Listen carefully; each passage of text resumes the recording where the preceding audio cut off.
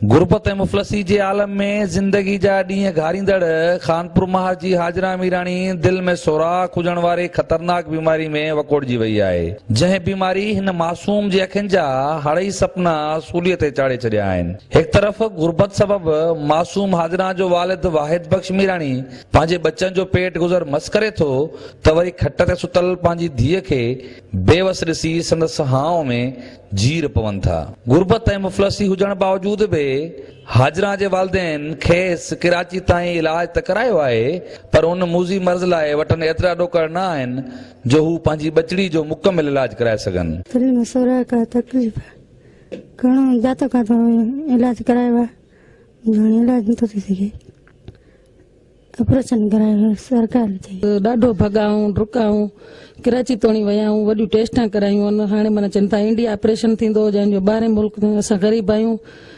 मुंहिंजो मुड़ुसु मज़दूरी कंदो आहे, असां माना घर में कोई वसियत असांखे कोन्हे का। असां वस वारनि खे मुराद अली शाह खे अपील कयूं था त मुंहिंजी नियाणी जी ज़िंदगी बचाई वञे। डॉक्टरनि खे चयो अगरि सखर लाड़काणो घुमायो आहे, कराची पिछाड़ी वियाऊं करे 2 लख रुपया ख़र्च करे मोटी आहे, उन्हनि जो ऑपरेशन थींदो करे मां पूरो कंदो 100-150 रुपया मिलंदो तारीख़ जो करे। हाणे हिन महिल वटि वसियत न आहे। ऑफिसरनि खे अमलदारनि खे वज़ीर आला खे अर्ज़ु था करियूं त असांजी नियाणी जो ऑपरेशन कराए ॾियनि। खानपुर महार जे मीराणी पाड़े जी लाचार हाजरा मीराणी जी अखियुनि में उमेदनि जा ॿरंदड़ ॾीआ मुंतज़र आहिनि कंहिं अहिड़े मसीहा लाइ जेको मसीहा अची हिन मासूम जे अखियुनि में ख़ुशियूं मोटाए ॾे ऐं हीअ हाजरा बि पंहिंजे सहेलियुनि सां घुमी फिरी सघे। कैमरामैन जावेद काज़ी सां गॾु साहिल काज़ी, सिंध टीवी न्यूज़, खानपुर महार।